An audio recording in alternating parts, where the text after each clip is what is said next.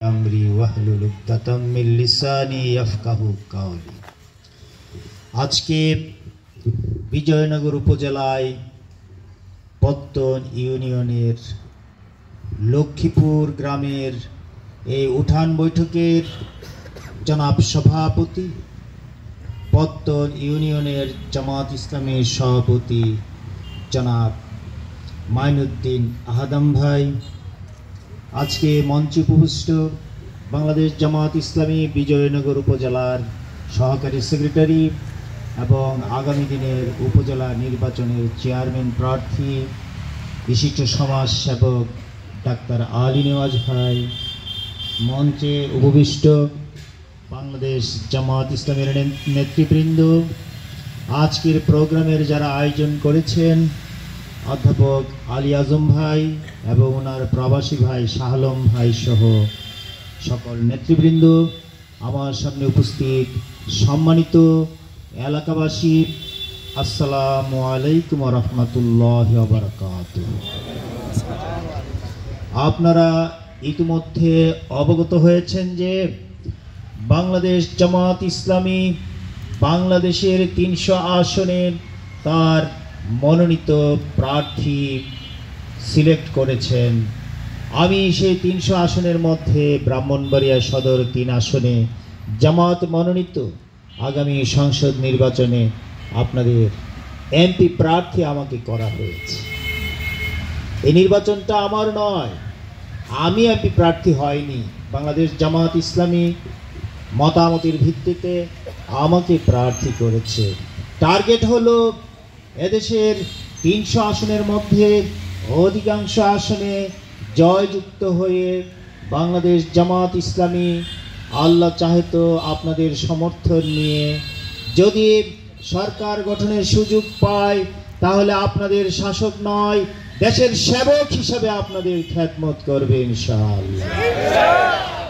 বাংলাদেশ জামাত ইসলামের আমির ডাক্তার শফিকুর রহমান ঘোষণা করেছেন যে বাংলাদেশ জামাত ইসলামীর ১ নম্বর এজেন্ডা হলো আগামী নির্বাচনে আপনারা জামাত মনোনীত প্রার্থীদেরকে দাঁড়িপাল্লায় ভোট দিয়ে যদি সংসদে পাঠান, তাহলে দেশ থেকে দুর্নীতি উৎখাত করা হবে।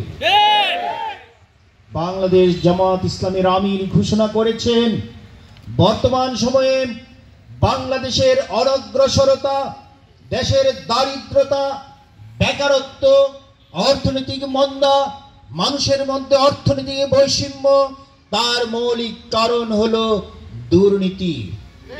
তাই বাংলাদেশ জামাত ইসলামীকে যদি আপনারা সরকার গঠনের সুযোগ দেন, বাংলার মাটিতে এক মুহূর্তের জন্য দুর্নীতিকে বরদাস্ত করা হবে না, ইনশাআল্লাহ সমূলে উৎখাত করা হবে।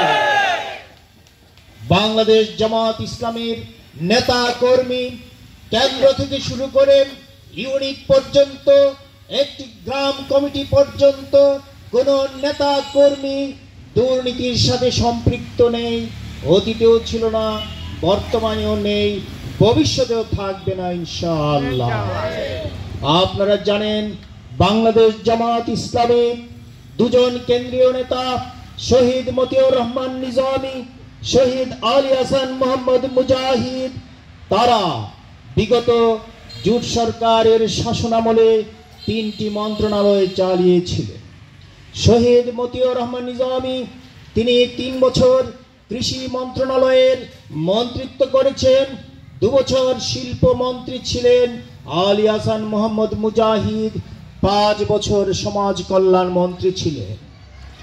৪ দলীয় জোটের শাসনামলের অবসান হলে মাইনুদ্দিন ফখরুদ্দিন সরকার অনুবীক্ষণ যন্ত্র দিয়ে বাংলাদেশ জামাত ইসলামের মন্ত্রী এমপিদের কোন দুর্নীতি আছে কিনা তারা সন্ধান করেছে, কিন্তু ২ টাকার কোন দুর্নীতি আবিষ্কার করতে পারেনি।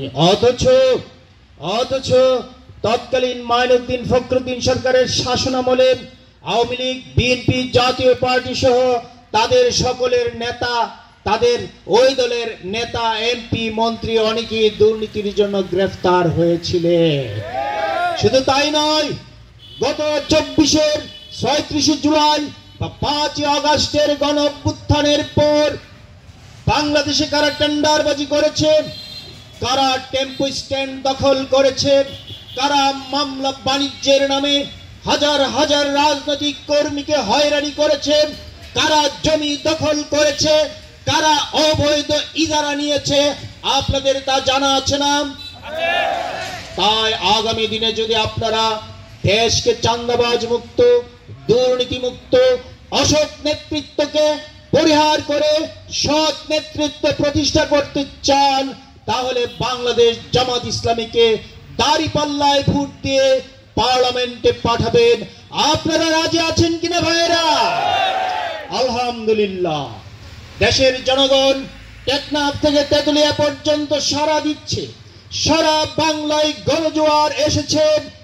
আমরা সকল দলকে দেখেছি, এবার দেখব দাঁড়িপাল্লা, ঠিক কিনা ভাইয়েরা? সব দল দেখা শেষ, আগামীতে ইসলামের বাংলাদেশ, দাঁড়িপাল্লার বাংলাদেশ।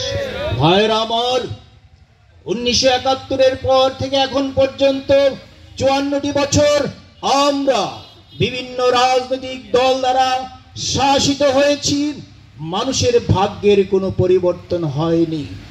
তারা দেশের জনগণের সম্পদকে লুণ্ঠন করে করেছে, নিজেরাই বিলাসবহুল জীবনযাপন করেছে, কিন্তু দেশের মানুষকে তারা শোষণ করেছে। বিগত